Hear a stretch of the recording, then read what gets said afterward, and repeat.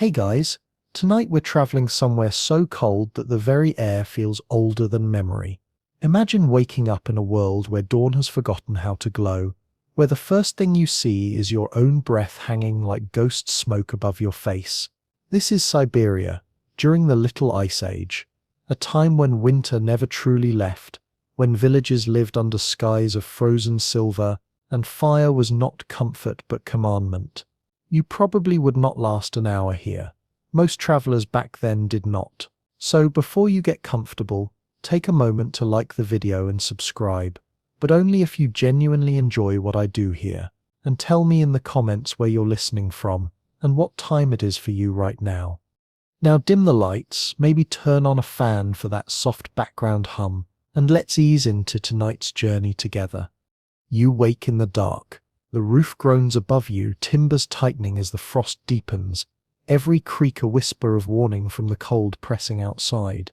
You lie beneath heavy quilts stitched from wool, fur, and scraps of old cloth, more fortress than blanket, and even through them the chill finds you. The stove in the corner has burned low, its iron belly glows faintly red beneath the ash. The room smells of smoke and pine pitch, of wool damp from breath of survival. For a few seconds you stay still, pretending the warmth will hold. It never does. The air here is alive, predatory, waiting for movement.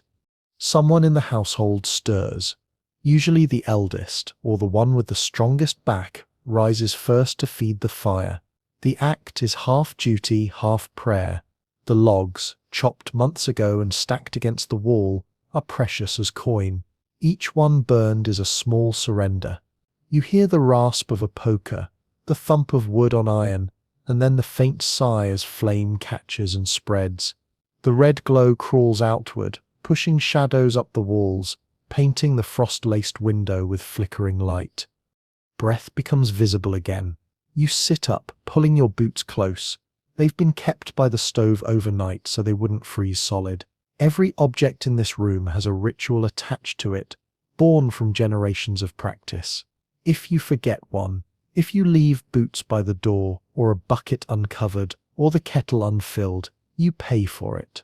Frost punishes forgetfulness without mercy. The others wake slowly, rubbing their faces, voices low and hoarse. Children crawl out from quilts, hair stiff with frost where they've breathed too close to the fabric. The day begins not with chatter, but with the sound of kindling and the scrape of iron. Outside, the sky remains black. The sun in this age is not a clock. It's a rumor that arrives late and leaves early. There is water to make before anything else. A wooden pail stands near the door, filled with slabs of ice cut from the river. They glimmer faintly, a pale blue against the firelight. Someone takes an axe, breaks them smaller, and feeds them into the kettle. The iron hisses, steam curling upward. That steam is precious. It softens the air, turns the room from tomb to womb. People lift hands to it, breathing through their fingers as if inhaling heat itself. When enough melts, tea follows, dark, bitter, laced with smoke from the stove.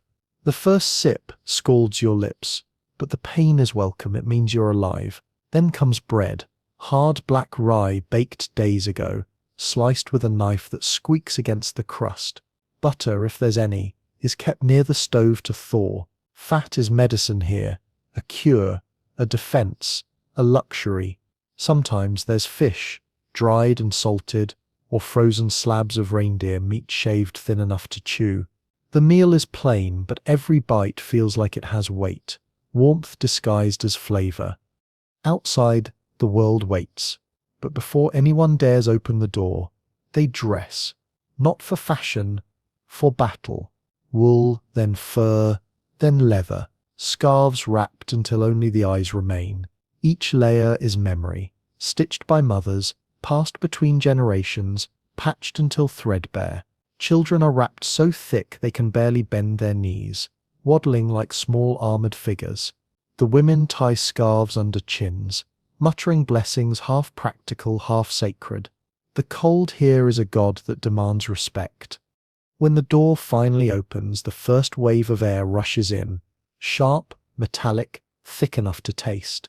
It feels alive, pushing at your chest, testing your resolve. The frost on the threshold glitters like powdered glass. Smoke from the chimney swirls sideways, refusing to rise. Even the wind moves differently in this cold. The men step out first, faces hidden behind fur hoods, axes slung across their shoulders. Behind them, the women gather snow in wooden tubs to melt later, the children following with wide eyes that immediately begin to frost over at the lashes.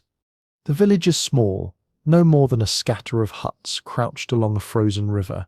Roofs sag under weight of ice, and every path is lined with piles of wood, the true currency of survival. The silence is strange. It is not absence but presence, a dense, humming stillness that seems to press against your ears. Every sound becomes sacred. The creak of snow beneath boots, the moan of trees contracting, the far-off bark of a dog that might already be half frozen. By midday, though daylight here feels more like twilight, the rhythm of life unfolds. Women inside stir kettles, bake bread on flat stones, patch clothes with sinew and bone needles. The air smells of flour and smoke, of tallow lamps flickering in the corners. Laundry hangs from beams, stiff as armor, thawing slowly in the stove's heat. Washing clothes here is a negotiation. Melt water, scrub fast, rinse once, hang close to the fire, and pray they dry before freezing again. The garments creak when touched, edges crusted with frost that falls like salt to the floor. Once a week, if weather allows, families visit the banya, the bathhouse. It is more than hygiene. It is communion. Logs are stacked high, stones heated until they glow, and inside that small wooden hut the air turns thick with steam. People sit close, striking their skin gently with birch branches to draw blood to the surface, to remind the body it can still feel warmth. In that darkness, sweat beads, frost melts from hair, voices rise softly in song or prayer, steam curls through the cracks, freezing again as it escapes, ghostly halos drifting into the night. When they emerge, wrapped in sheets, cheeks red and steaming, it is as if they've stepped between two worlds, one of fire, one of ice. Evening comes early. The sun dips without ceremony, leaving a glow that turns snow violet and blue. Inside the huts, lamps are lit, shallow bowls of oil or animal fat with wicks of twisted flax. Shadows crawl along the beams. Dinner is much like breakfast. Heavier perhaps, a stew of barley and meat, cabbage if luck held through autumn, or mushrooms gathered and dried before the freeze. Children press close to the stove as they eat, faces shiny with heat, voices small in the crackle of wood. Afterward, the house fills with the soft rhythm of chores. A mother brushes frost from coats hung by the door. A father sharpens the axe blade by lamplight, the hiss of stone against iron steady and hypnotic. Someone spins wool, someone mends mittens, someone hums an old song that has no words. Life here is not grand, but it is whole. Every act, eating, mending, washing, is a declaration that warmth can still exist in a world designed to erase it. Outside, the night thickens. The stars burn so bright they cast shadows, each one a shard of cold fire. Sometimes the aurora flutters faintly, a green curtain trembling above the horizon. In that light, the village seems carved from glass. You watch smoke rise from chimneys, curling into ribbons that freeze mid-air, and you realize this is not a fight against nature. It is a partnership, unequal but enduring. The cold rules, but the people endure not by defeating it, but by learning its language. You return inside where the air is warm enough to breathe without pain. The stove hums. The quilts are heavy again. Outside, the frost thickens another layer on the windows, sealing the world away for one more night. You close your eyes, listening to the whisper of wind through logs, and understand why no one here calls this place cursed. To live at the edge of life is not misery, it is purpose. The flame flickers, the house sighs, and somewhere in the dark a child laughs in her sleep, proof that warmth still wins if only for the night. The next morning begins with the sound of cracking ice, not outside but inside. A cup of water left too near the window has frozen solid, its surface split like shattered glass. The air smells faintly metallic, the way frost always does when it seeps through wood. Someone moves near the stove, stirring coals with a poker, feeding new logs into its black mouth. The sound of fire is almost human. A soft sigh, a pop, a whisper that spreads warmth inch by inch. In Siberia, this sound is comfort. It means the heart of the house is still beating. You pull yourself from beneath the furs, the weight of them momentarily clinging to your shoulders like reluctant warmth. The floor is hard and cold enough to numb the soles of your feet in seconds. You move quickly, layering clothes without thought. Shirt, wool tunic, trousers, vest, fur coat. Each layer a memory of someone who once wore it, repaired it, kept it alive. Clothing is inheritance here. Families hand down warmth the way others hand down heirlooms. A well-sewn reindeer parka is a family's treasure, its seams polished with decades of touch, its fur still breathing faint heat even in death. The morning meal is already underway.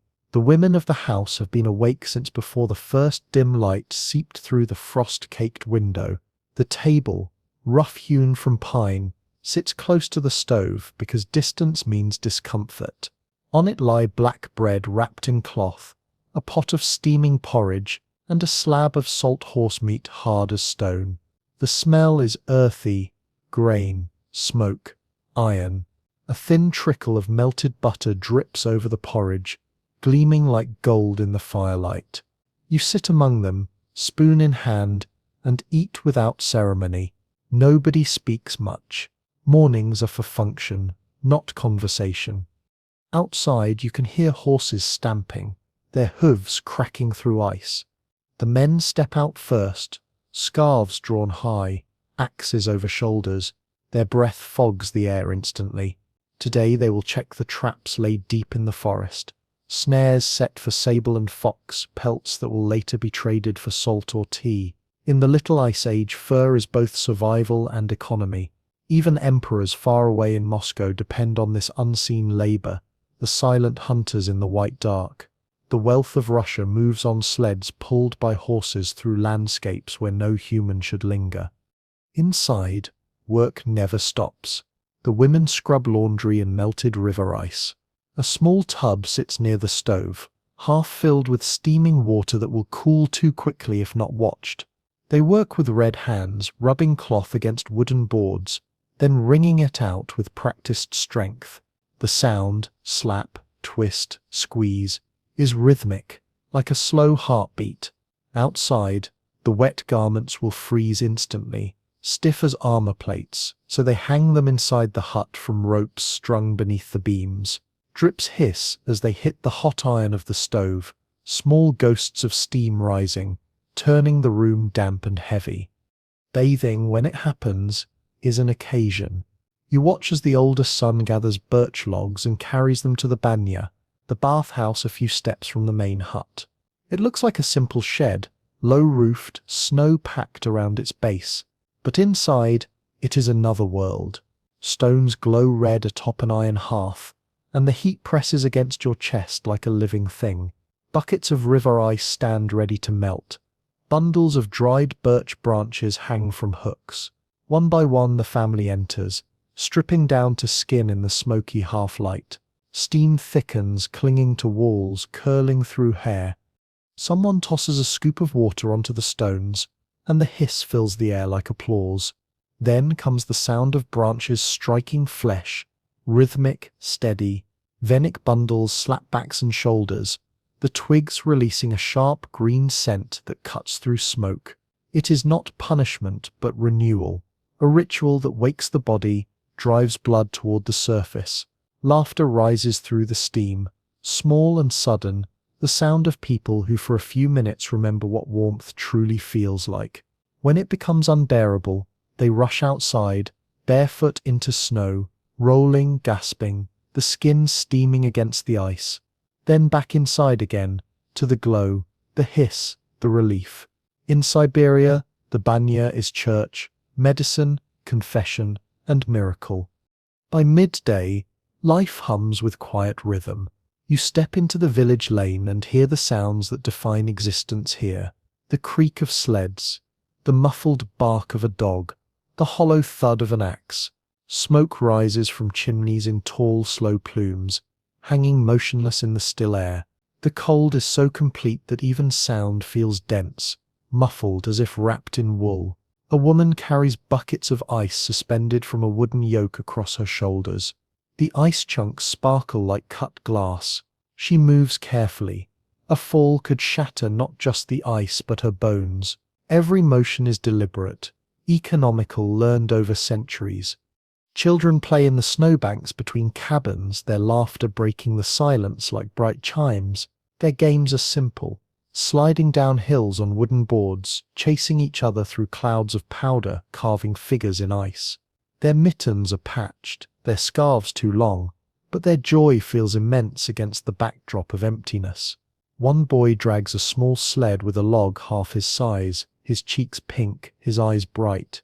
He is already learning what life demands: strength, repetition, acceptance.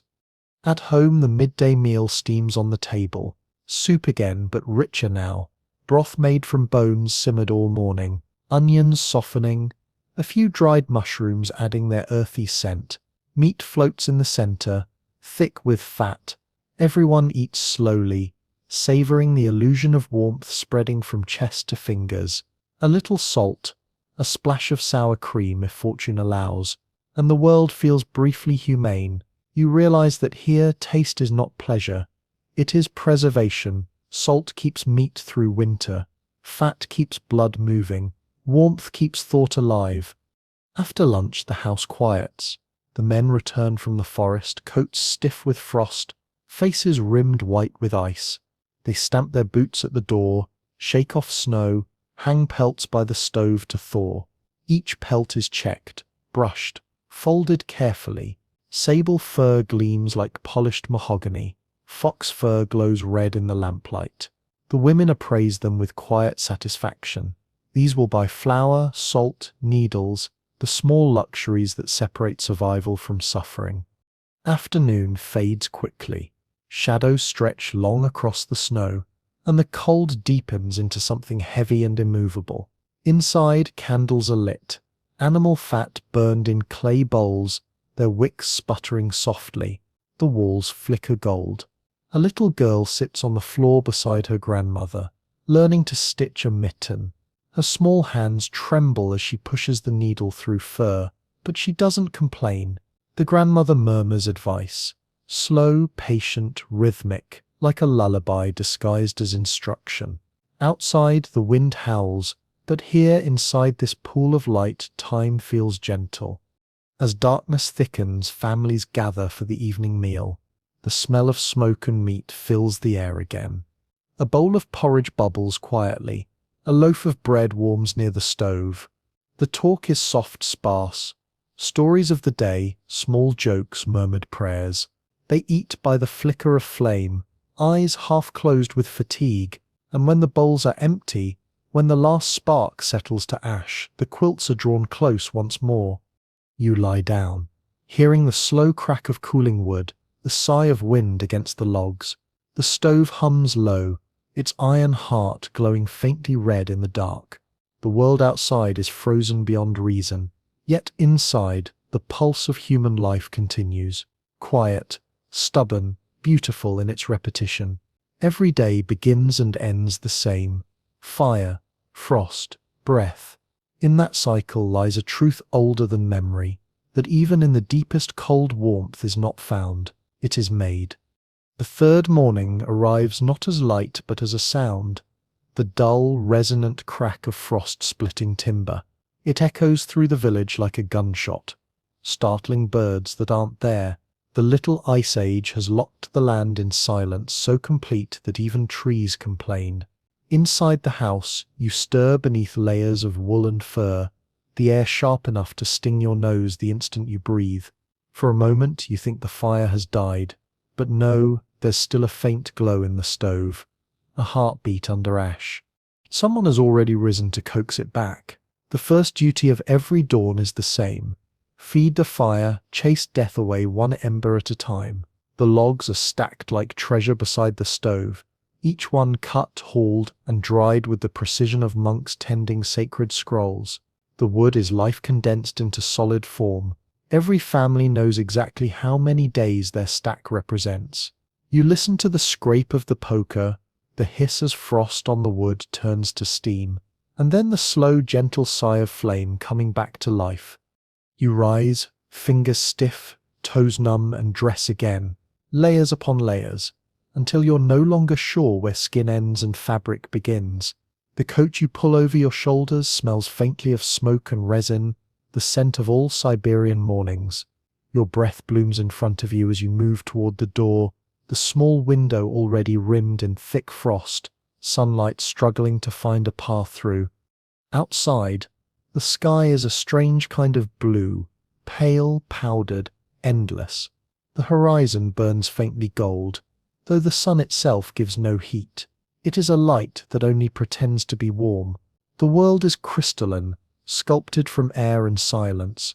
Roofs sag under snow, heavy as stone, fences half buried, horses stand in enclosures, their coats rimmed white, steam rising from their nostrils like smoke from chimneys. A dog trots by, its fur bristling with frost, its breath forming small ghosts in its wake. Everything here breathes invisible rhythm.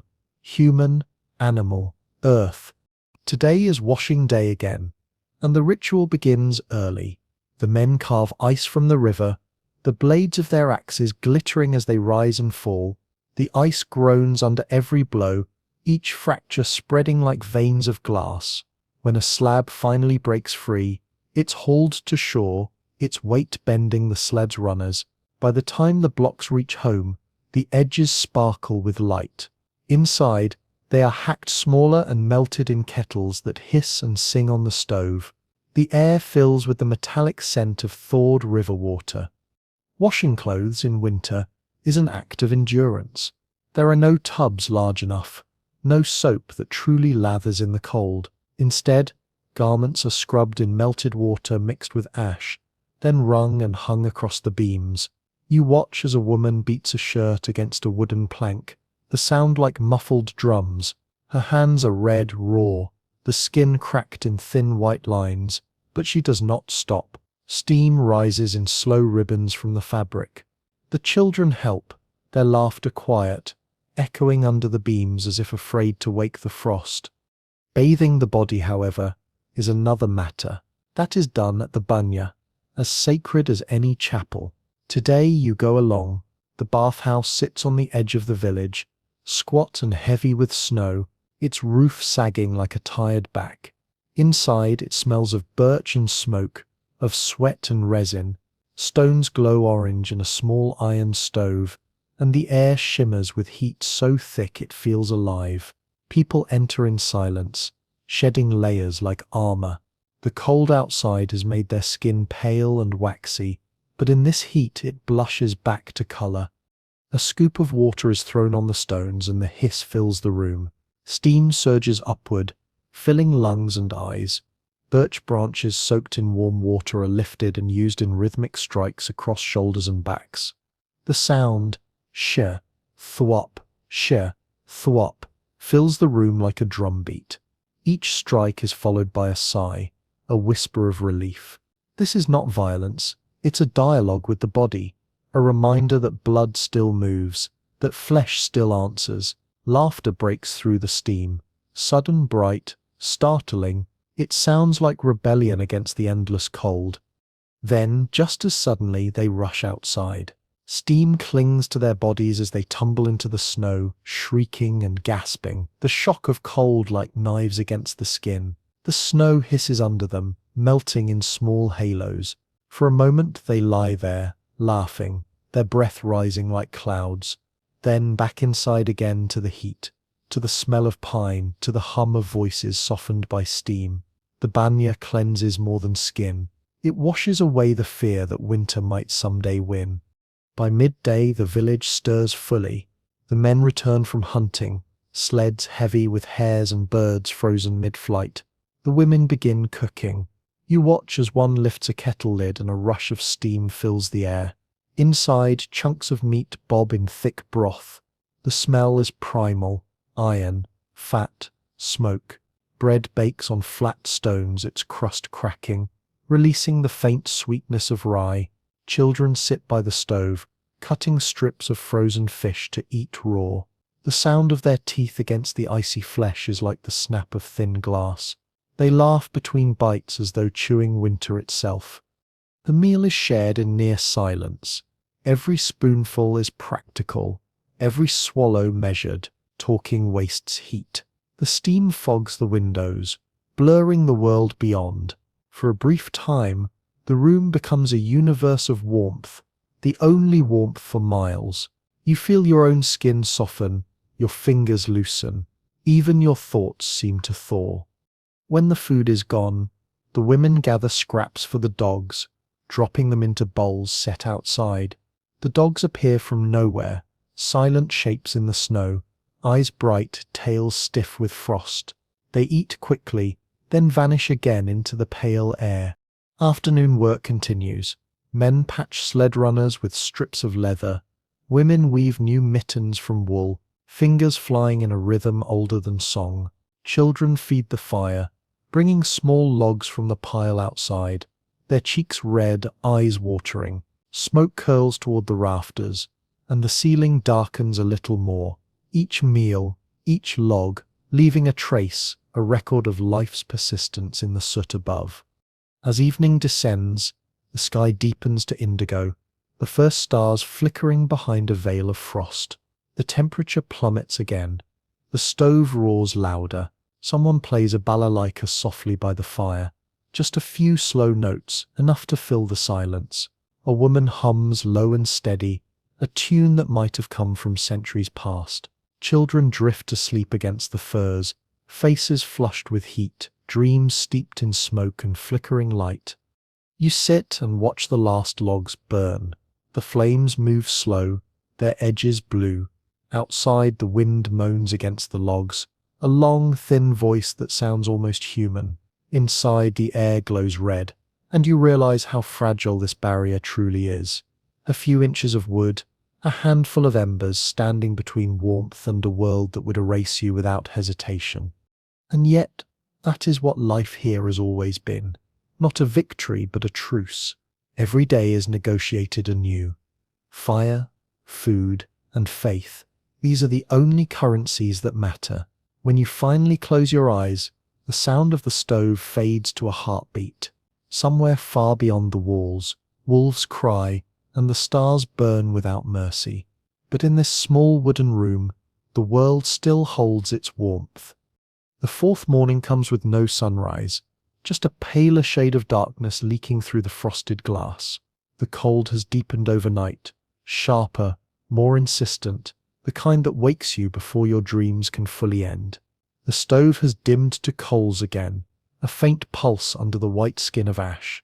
Someone coughs softly in the corner. Another stirs and pulls the blankets tighter. The air inside the hut feels like thin glass, brittle, waiting to shatter if you move too quickly, but you must move. No one here has the luxury of stillness.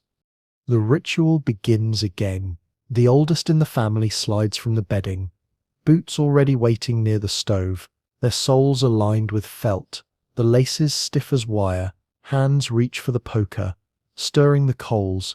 The hiss that follows is like breath being drawn back into the house, a slow inhalation of life. Soon, small flames lick upward, catching the edges of bark. Someone blows gently, a whisper of encouragement, and the orange light blooms. Around it, people begin to rise, layering themselves into existence. The smell of smoke and wool defines the morning. Tea boils first, thick and black, poured into wooden cups. A spoon of sour jam or sugar, if there's any left, turns it into brief sweetness. A promise that the day will not be endless grey. Breakfast follows, buckwheat porridge stirred until it hums, bread warmed on iron plates, the faint scent of yeast mingling with smoke. The youngest children eat closest to the stove, where their cheeks glow pink and their lashes glitter with melting frost. Outside, the wind has carved new shapes into the snow. Drifts rise like frozen waves against the houses. Somewhere far beyond, the forest crackles, trees splitting under their own ice. The men head out again, bundled until they look identical, carrying axes and ropes for the day's work. They move quickly. To linger is to invite frostbite. Each step squeaks underfoot, sharp and brittle. The sky above them is a pale vault, a color without warmth, and the air burns their throats as they breathe. The women remain behind, setting about their daily labors. One kneels by the tub to scrub the family's garments. Another tends to the pot of soup that must never stop simmering, its warmth a small fortress against the cold. The room hums with activity, the scrape of spoons, the creak of chairs, the rhythmic slap of fabric being beaten clean. Outside the window, flakes of frost swirl, more dust than snow, glinting faintly in the weak light. When the chores ease, there's mending to do. Wool mittens are restitched, seams reinforced with sinew, patches added to boots stiffened by use. You watch as a woman threads a bone needle through thick hide, the gesture so smooth it seems instinctive. A child sits near her, shaping small toys from bits of wood, a horse, a sled, a figure with arms raised. The figures will later dangle near the window to ward off spirits, the superstition quietly inherited from ancestors who believed the frost itself had eyes. By midday the men return briefly, pulling sleds loaded with logs and the remains of the morning's hunt. A hare, 2 grouse, a frozen fish stiff as iron. Their faces are red and cracked, eyebrows white with ice. They stamp their boots, shake off snow, and carry wood to the stove. The fire roars again, swallowing the cold whole. The meat is laid out to thaw near the coals, and soon the air smells rich and heavy, the promise of food saturating every breath. They eat together, gathered close. The meal is simple, soup thickened with grain, a few chunks of meat, a slab of bread each. Yet the satisfaction it brings feels grander than any feast. Between spoonfuls, the conversation drifts. Who saw tracks near the river? How many logs remain in the pile? Whether the ice will hold for tomorrow's market? No words are wasted. Here even language is economical. Afterward, the room fills with quiet industry. A young woman combs strands of wool for spinning, her fingers moving with mechanical grace. Nearby, a man sharpens a knife on a whetstone, the slow rasp filling the silence. The dog by the door thumps its tail once, half asleep, half listening. Children doze where they sit, curled in piles of sheepskin, small hands tucked beneath their chins. The fire casts their shadows high on the walls, stretching and flickering like ghosts of warmth itself. The wind outside rises with the afternoon, rattling shutters, sifting snow through cracks in the walls. The house breathes, groaning under its own weight. You can feel the cold pressing at the seams, probing for entry, patient as time. But the stove pushes back, steady, red-hearted, humming softly. It's a balance of wills, human against nature, warmth against oblivion. No one here ever truly wins. They only endure longer. As twilight falls, the men prepare for the journey to the frozen river. Tonight, there's trading to be done, pelts for salt, candles, flour.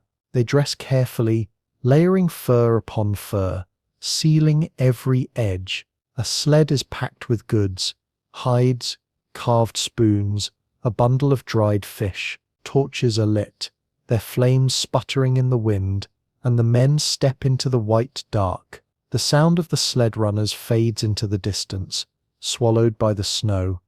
In the village, the women gather near the stove, talking in low voices. One recounts a dream of wolves circling the house, their eyes glowing blue. Another crosses herself quietly, muttering that dreams travel with the wind. The older women smile, neither agreeing nor dismissing. Belief here is like warmth, fragile, necessary, never questioned aloud. When the men return hours later, their beards stiff with ice, the The torches long dead, they bring stories of the river market, traders from other villages, wrapped in the same layers, standing around fires built on frozen water, the ice thick enough to hold horses, wagons, entire lives. Exchange is wordless, gestures and nods, coins heavy in gloved hands. There is no greed here, only barter, survival distributed one good at a time. The night stretches long, but the room is alive with small movements. A log shifting in the stove, someone humming, someone sewing by candlelight. The youngest child curls near the fire, face half in shadow, and the mother watches her, smoothing her hair absently. It's a quiet act, almost sacred, that small insistence on tenderness amid the cold. Outside, the world is a frozen sea. The aurora drifts faintly, green light trembling like breath. The village sleeps beneath it, its chimneys thin and straight, smoke frozen mid-air. Inside the hut, the warmth holds. The family dreams not of spring. Spring is too distant to imagine, but of morning, and the sound of fire catching once again. You close your eyes and feel the weight of their world settle into you. This is not hardship anymore, it is simply life repeated and remembered, passed down like fire from one hand to another. The fifth morning brings a kind of stillness that feels unnatural, not peace, but a waiting. The air itself seems to hold its breath. Even the smoke from the chimneys barely rises. It simply hangs thick and grey before drifting sideways like tired silk. Inside the hut, the warmth clings to the walls, though every plank hums faintly with the cold pressing from outside. You open your eyes and see frost creeping along the ceiling beams, curling like white vines. The stove, still glowing faintly, gives off a soft metallic scent, the iron expanding and contracting as it breathes. You move carefully, as though afraid to disturb the air. The day begins, as always, with the ritual of fire. Logs are stacked and fed into the stove, the flames coaxed back to life with whispers and breath. A kettle of water, left half full overnight, has frozen near the window, its surface splitting as it thaws. Someone cracks the ice with a wooden spoon, drops it into the fire-warmed pot, and waits for the hiss that means the day can truly begin. Today is market day again, and excitement. Though quiet hums in the air, outside, the frozen river has turned into a road of glittering blue-grey glass. Wooden stalls stand upon it, each one dusted with frost, their contents wrapped in cloth or fur. People move across the ice on sleds, pulled by reindeer or small shaggy horses, their runners squealing faintly against the hard surface. The cold here is absolute, but where humans gather, warmth accumulates in strange ways, in voices, in smoke, in the thud of boots striking frozen ground. The market is a living thing. You hear laughter muffled by scarves, the low murmur of bargaining, the clink of metal coins that burn the skin if touched bare. Women sell wool mittens and felt boots, their hands red but deft. Men trade pelts, sable, ermine, arctic fox, each one a ribbon of colour against the white. The furs shimmer in the pale light, wealth pulled from wilderness. A fisherman lifts a frozen pike by its tail. It stands stiff and straight, its eyes like glass. Children stare wide-eyed as he slices it thin for stroganoff, a raw frozen fish that cracks beneath the knife. Samples are passed around, thin shards of ice-cold flesh dipped in salt, chewed quickly before they melt. The taste is sharp, clean, primal. At the center of the ice stands a large fire built in a ring of stones. The flames lick upward, their smoke drifting flat across the horizon. People gather around it, stamping their boots, warming their hands. You hear snippets of song, half hymn, half folk tune, the kind of melody carried not by rhythm but by survival. The sound weaves through the air like thread, holding the crowd together. Trade continues all day. You watch a woman exchange a small bundle of squirrel pelts for a slab of salt and a pouch of tea leaves. Another barters candles made of animal fat for a coil of rope. Coins exist, but trust is older and stronger than metal. Everyone knows what each object is worth, not in numbers but in need. By late afternoon, the light fades, the fire on the river burns low, and the crowd begins to thin. Sleds creak as they turn homeward, runners leaving faint scars across the ice. In the distance, the forest looms black against the whitening sky. The temperature drops fast, as though the sun's departure pulls the last warmth from the world. Back in the village, the smell of supper greets you like memory. Smoke, broth, the sweetness of boiling grain. Inside the hut, the fire roars again, the kettle hums and the table fills slowly with food gathered from the day's trade. A loaf of black bread, hard but fragrant, a strip of dried reindeer meat sliced thin, tea steeped until the air turns aromatic. The bowls are set out one by one, and the family gathers. Dinner is eaten slowly, almost ceremonially. The soup thickens as it cools, the fat rising in pale circles to the surface. A child chews with eyes half closed, leaning close to the steam. Across from her, an old man drinks his tea in small sips, the heat fogging his beard. The conversation flows like the fire, soft, steady, glowing at the edges. They talk about the market, about the price of salt, about the fisherman who slipped through a crack in the ice and was pulled out by his boots alone. The story is told without horror, just recognition. The cold takes what it wants. The miracle is that most of them return. Later, as dishes are cleared, someone takes out a balalaika and begins to play. The notes are soft, almost apologetic at first, then grow bolder, filling the small room with warmth that isn't heat. The rhythm catches, and a young woman hums along, her voice low and rough from the dry air. The melody twists into something older, a song without name, passed through generations. The children clap in time, laughter rising in bursts like sparks. The evening stretches, glowing red and gold in the lamplight. Clothes hang drying near the stove, the faint hiss of water still escaping from them. The smell of smoke settles deeper into fabric, into hair, into skin. It will never leave. The scent of living through winter becomes part of every soul here. When it's finally time to sleep, the quilts are drawn up again, heavy and familiar. The stove door is closed, its last coals dimming to a gentle orange.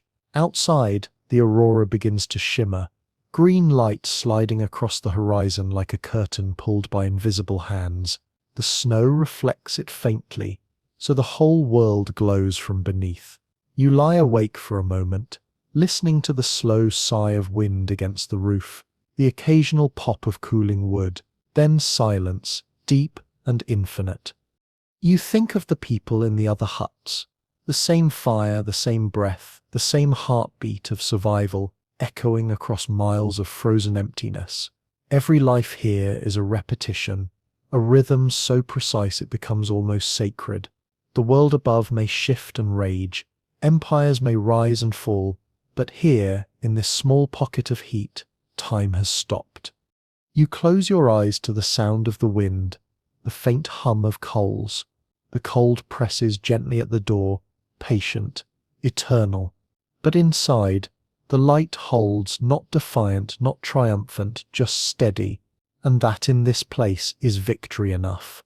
Morning returns with a soft crackle in the air, frost tightening its grip on every surface, glassy and alive. You open your eyes to the same dim blue half-light, the same ceiling traced in frozen filigree, the same faint glow of coals fighting for life inside the stove. Time here doesn't move forward so much as deepen.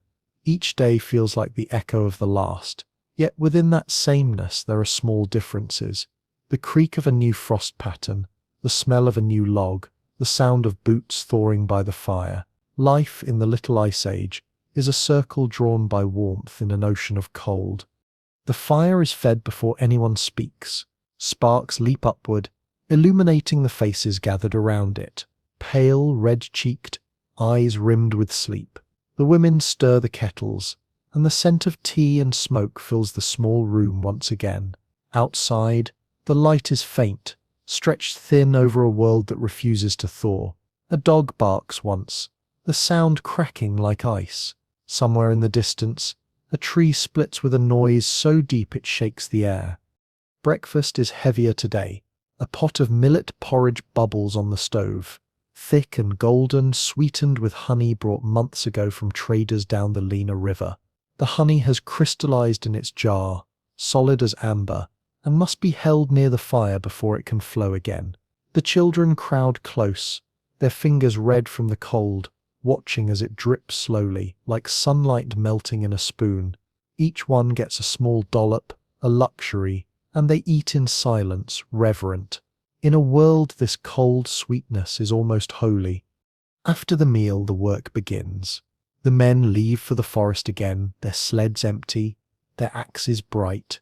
The women turn to the day's tasks, mending clothes, carding wool, preparing hides. A young girl sits by the window, scraping a reindeer skin with a bone tool, each stroke rhythmic, deliberate. The smell of hide and smoke fills the air, earthy and sharp. Nearby, an older woman weaves strips of birch bark into baskets, her fingers moving automatically, every gesture the product of 100 winters. The sound of work here is not noise, it's a kind of music, a steady percussion that holds the world together. By midday, the sky has turned pale white, the light diffuse and soft, as if the world has been sealed inside glass. Snow begins to fall, slow, deliberate flakes that hang in the air before landing without sound. You step outside for a moment, your breath freezing on your scarf, and see the village wrapped in motionless beauty. The roofs are thick with snow, the fences half buried, smoke curls from chimneys, horizontal in the windless air. Every surface sparkles, as if dusted with crushed glass. For a moment it's easy to forget how deadly it all is, how close the cold presses against every life. In the afternoon, the men return, their sleds piled high with wood. Each log thumps against the ground as it's stacked beside the house, the sound dull and satisfying. They move with the weariness of people who measure time in firewood. How many stacks left, how many days it will last, how much more must be cut before spring. But there's no complaint, only rhythm. The forest gives, they take, and tomorrow it will begin again. Inside, the women prepare for washing. Not clothes this time, but bodies. The banya has been heating all morning, smoke rising from its chimney in a slow grey ribbon. The children are already excited, stripping off their outer layers and wrapping themselves in rough towels. The walk across the snow is short, but it feels ceremonial, a procession through the cold toward the promise of heat. The banya glows faintly from within, and when the door opens, steam rushes out, warm and thick, smelling of birch and smoke. Inside, everything is alive. The air vibrates with heat, and the walls drip with condensation. Stones hiss on the stove, glowing dull red. Water is flung onto them, and the steam rolls upward, swallowing sound, wrapping every breath in warmth. The first shock of it on your skin is almost painful. The body has forgotten what heat feels like. Then comes the release, the blood returning, the skin remembering itself. Birch branches slap rhythmically against backs and shoulders, the sound blending with laughter, with sighs, with the whisper of steam. Someone hums a tune that melts into the air, too slow and soft to have a name. When it becomes unbearable, you all rush out into the snow, barefoot, the world turning white and blue and blinding. The air hits you like glass. Steam pours from your skin as you roll in the snow, shrieking and laughing. The shock is cleansing, dizzying. You feel weightless, alive in a way that only people who have known deep cold can understand. Then, gasping, you run back inside where the steam envelops you again, and the laughter continues. In this frozen land, joy doesn't come often, but when it does, it burns bright. Evening falls with surprising speed. The sky darkens to indigo, and the stars bloom one by one, enormous and cold. Back in the hut, dinner waits. Thick soup of fish and root vegetables, black bread toasted near the fire, a handful of berries preserved in honey. The air hums with quiet contentment. The youngest child falls asleep before finishing her bowl, her head lolling against her mother's shoulder. Someone tucks a fur over her and smooths her hair with a hand still smelling faintly of smoke. The rest sit and talk in low voices, their faces golden in the lamplight. Stories drift through the room, half true, half myth. Tales of hunters who followed tracks into the white and never returned, of spirits that guard the rivers, of voices heard singing in blizzards. These stories aren't told to frighten, they are part of the landscape as real as snow or fire. Children learn them alongside the rules of dressing, eating, and breathing. They remind everyone that the world is vast, ancient, and listening. As the fire burns lower, you notice frost beginning to reclaim the windows. The patterns grow like living vines, curling inward, claiming glass and wood inch by inch. Someone yawns. Another stirs the stove for the night. The quilts are pulled down again. The lamps dimmed. Outside, the snow continues to fall, burying the day. Before you sleep, you look once more at the faces around the room. Soft, tired, peaceful. The firelight flickers across them, and you realize that warmth here isn't only a thing made of heat. It's made of presence, of shared breath, of small laughter, of the rhythm of living. Beyond the walls, the cold stretches endless and patient, but inside the last ember glows red, steady as a heartbeat, and for now that is enough. The seventh morning begins with a sharpness that feels different. It isn't merely cold, it's something heavier, a presence. The kind of cold that silences dogs mid-bark, freezes hinges into stone, and turns air into glass. Inside the hut, breath plumes in white clouds, hanging for a moment before crystallizing into dust that glitters faintly in the light of the stove. Even the wood complains, splitting in soft, tired cracks as it expands against the heat. The world outside waits, quiet and merciless. You wake to the same ritual, the coaxing of fire, the measured feeding of logs, the soft hiss as frost retreats 1 inch at a time, but today there's urgency in the movements. The cold outside has fallen to a depth where no one lingers between breaths. Water freezes mid-pour, tears turn to ice before they can fall, and words spoken in haste crumble into silence before they reach another ear. In the Little Ice Age, days like this are feared, respected, and endured in equal measure. Breakfast is brief. Dark bread, a ladle of porridge, tea strong enough to feel like a heartbeat in your chest. The children eat in silence, half asleep, already wrapped in layers that make them look twice their size. They don't complain. They've learned since they could walk that the cold doesn't care for comfort. When the bowls are scraped clean, mothers tie scarves higher, tucking them over noses and mouths, layering wool upon wool, until only the eyes remain visible. School begins even when the world seems frozen solid. Only when the temperature plunges below 70 degrees below zero does the teacher sometimes cancel the lessons, and even then it's debated. The children line up near the door, mittens so thick they can hardly bend their fingers, boots heavy with fur and felt. The smallest among them waddles like a bundled doll, her arms sticking straight out, her breath already frosting her scarf. The door opens, and the cold sweeps in like a living thing. It slaps against the faces of those waiting, claws its way across the floor, and steals the warmth in seconds.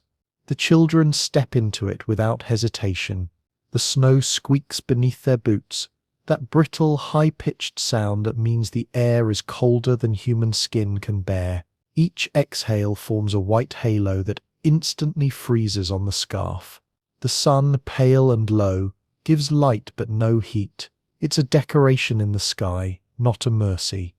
They walk in groups, heads bowed, following the path carved through drifts higher than their shoulders. The schoolhouse stands at the far edge of the village, its roof heavy with ice, smoke curling weakly from the chimney. The road between is a trial. Frost burns their cheeks through layers of wool. The air stings the eyes until they water, and the lashes freeze together in crystalline webs. Sometimes a mittened hand reaches out to steady another. No words, just the quiet acknowledgement that they're in this together. The older children lead, their boots cutting a trail. Each breath they take hurts, sharp and metallic. Every few minutes they pause not to rest but to scrape frost from scarves so they can breathe again. The sound is rhythmic. Step, squeak, scrape, breathe. If the wind rises, they press close, moving like a single bundled creature, huddled against the gusts that feel like sandpaper against exposed skin.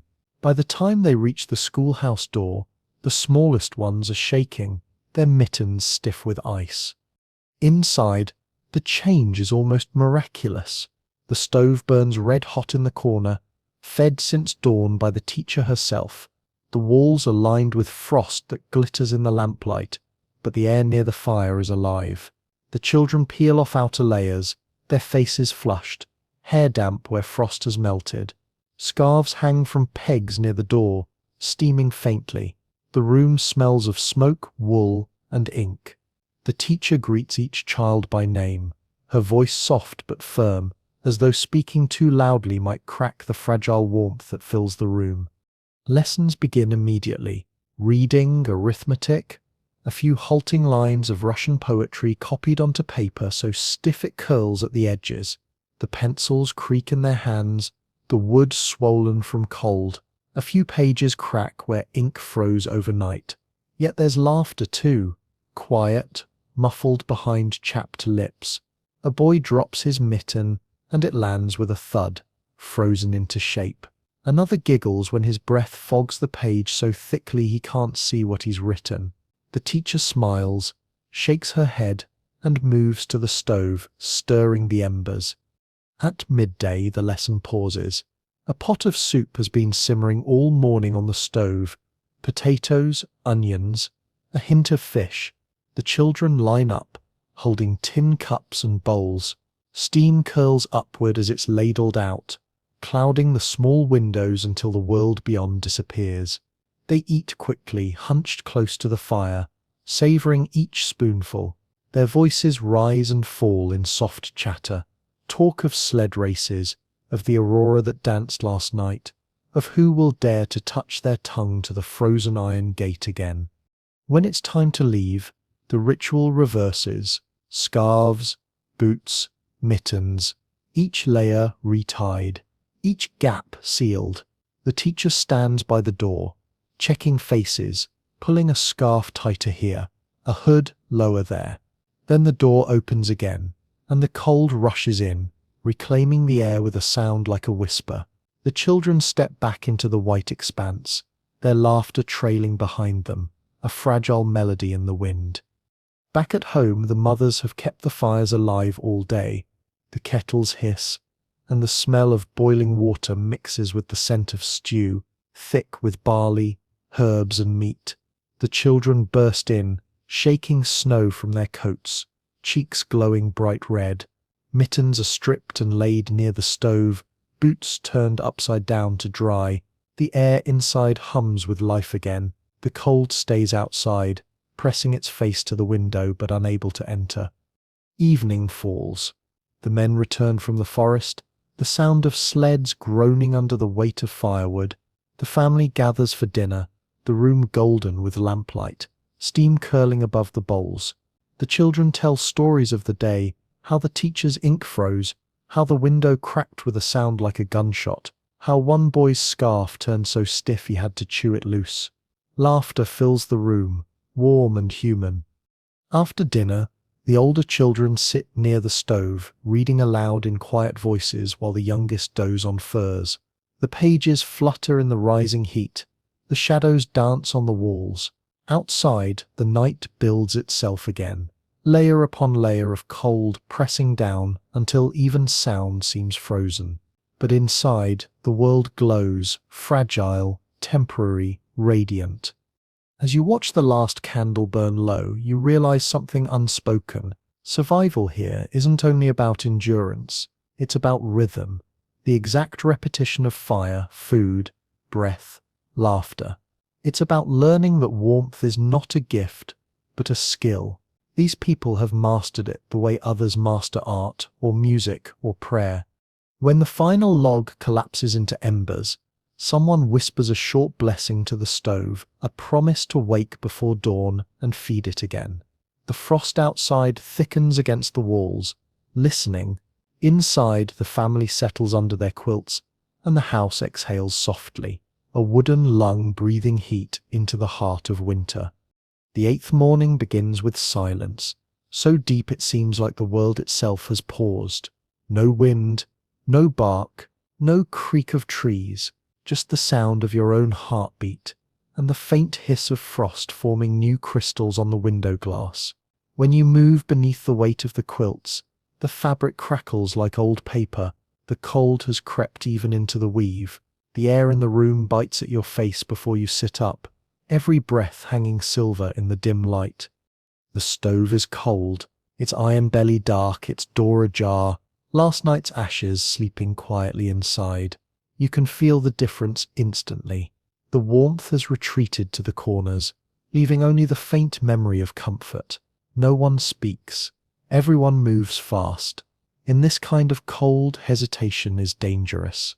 One person clears the stove, another stacks wood, a third leans close with a spark from flint and steel. The first whiff of smoke fills the air, sharp and sweet, curling toward the roof like incense. When flame finally catches, the house exhales, a soft collective sigh. Outside, the frost has deepened to something almost alive. Each branch of every tree wears a coat of white so thick it looks sculpted, and the snowdrifts rise taller than men. The dogs lie curled into tight circles, their noses buried beneath their tails, covered in their own breath's frost. Smoke from the chimneys hangs unmoving, suspended in the air like frozen ribbons. Even sound has weight here. The squeak of boots against the snow rings clear for miles. The morning meal is heavier today. Fish soup, thick and steaming, eaten from wooden bowls that radiate faint heat from the fire. A slab of bread follows, and a spoon of reindeer fat melted into tea. It coats your lips like wax but fills your chest with warmth that lingers. Each mouthful is planned, calories calculated not in numbers but in survival. Children eat quickly, giggling when their spoons freeze to the edge of the bowl if they pause too long. One of them tries to blow on his tea and freezes his breath into a tiny halo above it. Laughter fills the room like sunlight. When it's time to leave for school, the cold outside is nearly unbearable. The door opens with a groan, and a wave of air rolls in, sharp enough to make your teeth ache. The thermometer outside reads 70 below, cold enough that metal snaps, cold enough that the snow itself feels brittle underfoot. But the children go anyway. That's the rule. Unless the smoke freezes blue in the air, or the wind screams so loud it drowns prayer, life must continue. They walk close together, hoods drawn tight, breaths freezing in front of them. The road to the schoolhouse is barely visible, half buried under new drifts. The wind has carved ridges in the snow like the ribs of some sleeping beast. The sound of their steps is rhythmic, hypnotic. Squeak, crunch, squeak, punctuated by the occasional laugh or muffled shout. The sky above is pale and endless, the sun a smudge on the horizon. Halfway there, the older boys take turns breaking the path, their bodies steaming faintly inside their coats. The smaller children trail behind, eyes narrowed against the glare.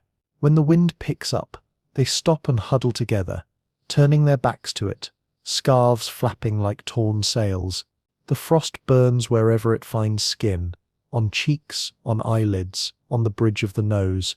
By the time they reach the schoolhouse, their eyelashes have turned white and their faces shine with ice. The door opens and the warmth hits like a wave. Inside, the stove glows, and the teacher greets them with a smile that says she knows what they've endured. They hang their outer layers near the fire, each one crackling as it thaws. The room smells of wool, smoke, and ink. The desks are rough and worn, carved with initials from generations before. Lessons begin: geography, arithmetic, penmanship. The ink freezes if left uncovered for too long, so they keep it near the stove, rotating the bottles like small treasures. When the teacher speaks of other lands, cities with streets that never freeze, rivers that don't vanish under ice, the children listen wide-eyed. They imagine what it would be like to wake up without layers, to step outside without pain. Then the thought fades, replaced by laughter when a boy sneezes so hard his ink splatters across the page. Even here, warmth is found in small accidents. At midday, soup is ladled from the pot by the stove. The teacher moves slowly down the rows, pouring it into each bowl, her hands red from the heat. Outside, the wind begins to howl, a slow rising moan that rattles the window frames. Snow presses against the glass, dulling the light. The children eat quietly, knowing that by the time lessons end, the path home will have changed. When they finally step outside again, the world has disappeared. The wind has erased their footprints, buried the fences, reshaped the village into a blank, white plain. They form a chain, each holding on to the next, moving slowly through the swirling snow. The wind roars in their ears, drowning all sound. Breathing hurts. The cold squeezes their lungs like a fist. Every few steps, one of the older children shouts a number, keeping rhythm, counting life into the storm. By the time they reach home, the light is gone, and the horizon has turned to deep violet. The mothers are waiting by the doors, pulling them in, brushing snow from their coats, thawing the ice from their scarves. The fire crackles, the kettle hisses, and the smell of stew fills the room again. The world outside howls, but here it's calm. Dinner is quiet, the fatigue of the day settling into every face. Afterward, the men return from the forest, their sleds covered in a skin of frost. They speak little, just a few words about trees felled, traps checked, the fox that slipped free. Then they thaw near the stove, rubbing hands together, their cheeks flushed red. The children sprawl across the floor, drawing with charcoal on scraps of paper, sketching the aurora or their dogs, or sometimes the schoolhouse with smoke curling from its roof. As night settles, the wind outside eases into a low hum like the sound of breathing. The windows glow faintly with the reflection of the stove. The room feels smaller now, more intimate, wrapped in warmth, and the scent of smoke and wool. Someone hums a lullaby, the same melody sung for generations, soft as steam rising. You lie beneath the quilts, eyes heavy, and think of how ordinary this life has become, this quiet defiance against nature. Survival here isn't dramatic, it's domestic. It's the stitching of a mitten, the stirring of a pot, the steady feeding of a fire that never sleeps.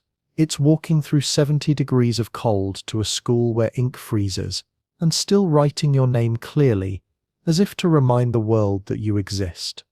Outside, the aurora dances again, faint and green, the only color in an endless landscape of white. Inside, the stove glows red, and the air hums softly. You drift towards sleep, and the last thing you hear is the whisper of someone adding another log to the fire, the eternal heartbeat of Siberia in winter. The 9th morning breaks like glass. You hear it before you feel it, the sharp, crystalline crack that rolls through the valley as the temperature drops below 70 degrees once again. The air itself sounds brittle. Frost creeps inward from the window edges, painting the glass in feathery white veins. The logs in the walls groan softly, expanding under the pressure of cold that no number can truly describe. Inside, the fire has nearly died. The embers glow faintly under a shell of grey ash, as if hiding from the dawn. You stir first. The air burns your nostrils when you inhale, the breath sticking in your throat like powdered ice.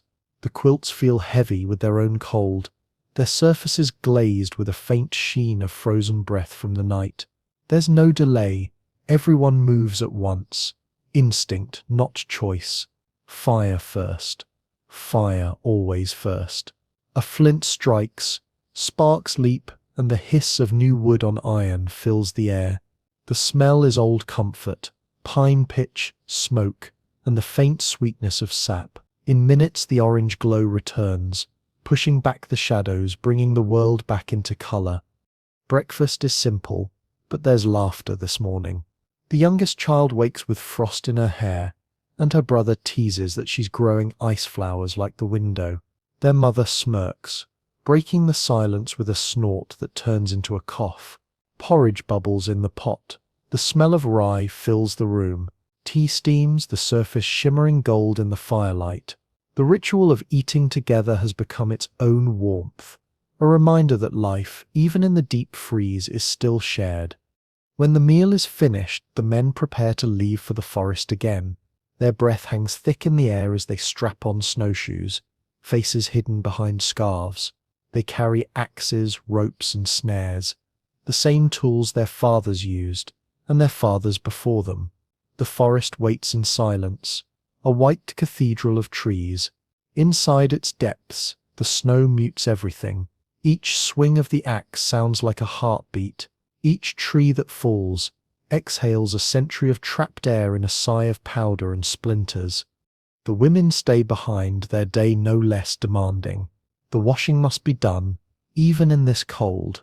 Inside the hut, a cauldron sits atop the stove filled with blocks of ice chipped from the river. As it melts, the room fills with a faint mist, a false spring trapped within four walls. Clothes are scrubbed in silence, wrung out with hands red and raw, then hung from beams to dry. They freeze and thaw, and freeze again, stiffening into strange shapes. A child touches one and giggles as it creaks, the sound like brittle paper. The older children head for school once more, walking hunched against the cold. The path has grown narrower with each new snowfall, a trench cut through the white that gleams faintly under the pale sun. They walk single file, following the tracks of yesterday. Sometimes, when the wind dies completely, you can hear the soft, high squeak of their boots for miles. They carry satchels filled with wooden boards, bits of chalk, and books bound in leather so stiff it cracks when opened. The books smell of ink and smoke, of every fire that kept them from freezing to dust. Today, the teacher waits by the door, stamping her feet, breath rising in long, slow plumes. Her hands are red, fingers swollen, but her smile remains. Inside, the schoolroom is a warm cocoon. The stove hums, its pipe clinking as it expands. Lessons begin with geography, the world drawn in charcoal on the board, rivers and mountains sketched in quick strokes. The children trace the outlines with their eyes, imagining lands where water doesn't freeze and trees bloom green even in winter. At noon, the sound of the wind changes. The teacher pauses, listening. The walls creak under the pressure of snow. She moves to the window and peers outside. The sky has turned grey, the light dim and flat. A bourrain, she says quietly. A blizzard. The children know the word well. She begins to close the shutters, sealing the warmth inside. The room darkens. The fire glows brighter. For hours, the wind howls against the walls, a constant roar like the ocean trapped in the sky. Snow seeps through the cracks, hissing as it hits the stove and melts. The children draw close, reading aloud from memory to drown the storm. When the wind finally begins to fade, it's late afternoon. The world outside is unrecognizable. Fences buried, sleds half vanished, the path home erased. The teacher dismisses them one by one, each child bundled to the eyes, scarves tied and retied, hands wrapped twice in wool. They step out into the white, the snow swallowing their footprints as fast as they can make them. The horizon has disappeared. Direction comes only from instinct and memory. Back at the huts, fires are roaring again. The women watch for movement through frost-blurred windows, their eyes darting from shadow to shadow. One by one, the children appear, emerging like ghosts from the snow. Doors swing open, voices call out, and relief fills the air. Soft laughter, quick scolding, the rush of warmth reclaiming the skin. Inside, boots thaw and puddles form near the stove. The smell of wet wool mixes with stew, and the room steams like breath. Dinner is quiet tonight. The storm has drained everyone. The men return late, faces grey with fatigue, their sleds loaded with logs rimmed in frost. They eat without speaking much, the clatter of spoons the only sound. The stew is thick, almost solid, heavy with potatoes and meat. A single candle burns on the table, its wax pooling slowly. Later, when the dishes are cleared, the family gathers near the stove. The children sit cross-legged, eyes fixed on their father as he begins to tell a story, one he learned as a boy. It's about the frost spirit, Morozko, who walks the forests at night, cloaked in white, tapping windows to test the strength of homes. If he finds warmth inside, he spares them. If not, he carries their heat away in his hands. The children listen, wide-eyed, glancing toward the frosted window. Outside, the night gleams faintly blue, as if the spirit himself is walking by.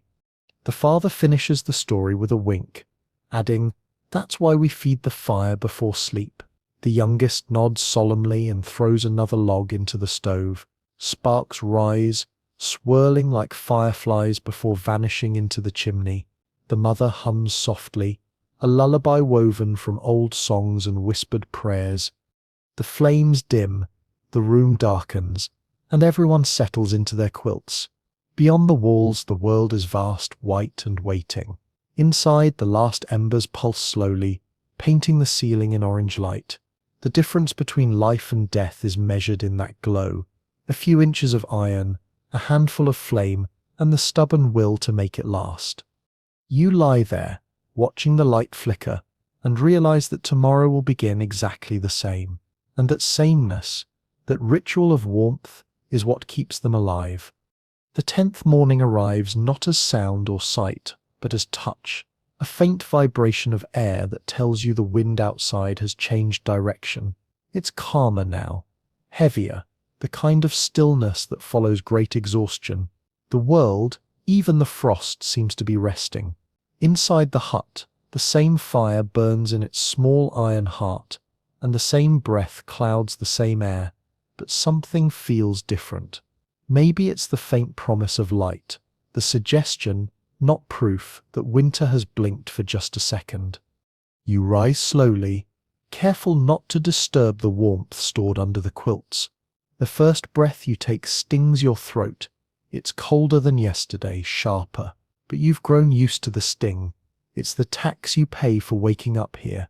The logs beside the stove are fewer now, and the family glances at the pile with quiet calculation. Every piece is measured in days. Every spark is a unit of survival. The youngest child, half asleep, murmurs a request for porridge, and her mother smiles, shaking her head. Even smiles here are practical, small, economical things that waste no heat.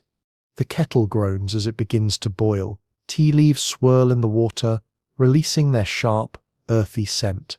Outside, the dogs bark once, then again, closer. They smell something on the wind. A wolf, maybe, or the reindeer that sometimes wander near the edge of the forest when food grows scarce. The men prepare quickly, pulling on coats so thick they creak. Two knives are slipped into belts. A rifle, rarely fired, leans by the door, its barrel wrapped in cloth to keep it from freezing. No one says much. Words are a luxury best saved for after danger has passed. When they step outside, the air closes around them like glass. The dogs lead, noses low, their bodies barely visible against the pale horizon. Snow crunches, slow and deliberate. Each step leaves a mark that glows faintly in the blue dawn. Somewhere in the distance, a sound echoes, a sharp, low cry. It's enough to make them pause, scanning the tree line. But nothing moves, only the slow rhythm of their own breath, crystallizing mid-air.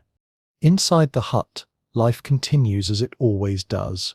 The women clean, mend, feed the fire. A small boy helps by fetching water from the barrel near the door, each step a careful dance to keep from spilling the precious warmth. The air smells of smoke, wool, and pine resin.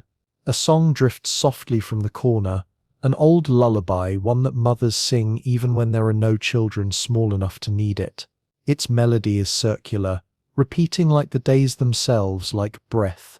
By midday, the hunters return, empty-handed but safe. They stamp their boots, shake the frost from their coats, and drop into the warmth with visible relief. The dogs collapse near the stove, sighing. Someone passes a cup of tea. The men drink it in silence, the steam rising from the cups like offerings. The conversation that follows is quiet. Small things, the weather, the thickness of the ice on the river, a broken sled runner that needs repair. No one mentions the hunger that's creeping in, or the growing cracks in the walls, or the way the sky seems closer each day. There's no point. What must be endured is simply endured. Later, the older children leave for the schoolhouse again. The path is half buried, the air so still that sound travels far. You can hear their laughter long after they disappear behind the hill. The teacher will be waiting with fire already lit, her ink thawing near the stove. The lessons will be the same. Numbers, stories, names of rivers they've never seen. But the act of learning itself is resistance. It's proof that even in this eternal frost, the mind still stretches toward light. By afternoon, the wind returns, gentle at first, then rising, shaking loose snow from the roofs. The light fades fast. Lamps are lit. A pot simmers on the stove, the broth bubbling softly, releasing a smell that feels like memory, salt, smoke, and comfort. The family gathers again, their faces gold in the glow. The conversation drifts from small things to stories. A neighbor who once slept through an entire storm. A hunter who saw the aurora take the shape of a running deer. A woman who claimed to hear songs from under the ice. In this world, stories are heat. You trade them the way others trade silver. Dinner ends with laughter. Quiet but real. The older man, his beard glistening with frost melt, tells a joke so old it might predate language. The others chuckle, not because it's funny, but because it's familiar, a sound passed down like an heirloom. When the plates are cleared and the fire burns low, someone places a small candle on the table. Its flame flickers, struggling, then steadies. Everyone watches it for a moment, as if it were a living thing. The children drift towards sleep first, their heads heavy, their bodies limp against the quilts. The adults follow one by one, until only the father remains awake. He sits by the stove, staring into the embers. His hands are rough, cracked, the nails blackened by frost. Yet his touch, when he adds the last log of the night, is gentle. The flame catches. He nods to himself, satisfied, then lies down beside his family. Outside, the aurora unfurls once more, a river of green and violet spilling across the sky. The light reflects off the snow, turning the entire village into a dreamscape of shifting color. The air hums faintly, the sound of the world breathing through its frozen lungs. Every house below glows with a small, steady pulse of orange, proof that life, fragile and stubborn, persists. Tomorrow will be the same. Fire, frost, laughter, hunger, love. The rhythm repeats, and within it lies meaning. The little ice age will continue its long grip on Siberia for years, but these people will remain, wrapped in their rituals, bound by their warmth. And you lie beneath the same quilts, listening to the crackle of the stove, the slow sigh of the wind against the walls. You feel the calm that comes from understanding that endurance is not defiance. It is faith. Faith that morning will come, that flame will catch, that breath will still rise in clouds of white against the dawn. The world outside has gone completely still now. No footsteps, no bark, not even the distant groan of trees under their armor of ice. The frost has claimed every sound and left behind a silence so pure it hums. Inside, the fire has burned down to a dim orange heart, pulsing gently in the dark. Its light moves across the walls like liquid amber, touching the faces of those asleep, small glimmers of life against the vast blue cold beyond. You lie beneath the weight of wool and fur, the air thick with the faint smell of smoke and pine resin.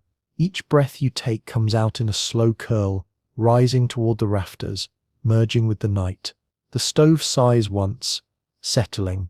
Somewhere deep inside its iron core, a last ember collapses, the faintest whisper of heat fading into ash. Outside, frost traces new patterns on the window, curling into ferns, feathers, stars, the quiet art of winter still at work.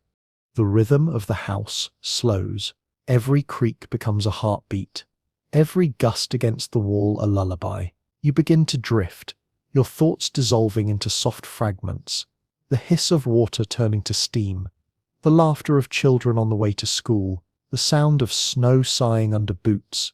They blend together until they no longer belong to this day, but to every day that has ever existed in the cold.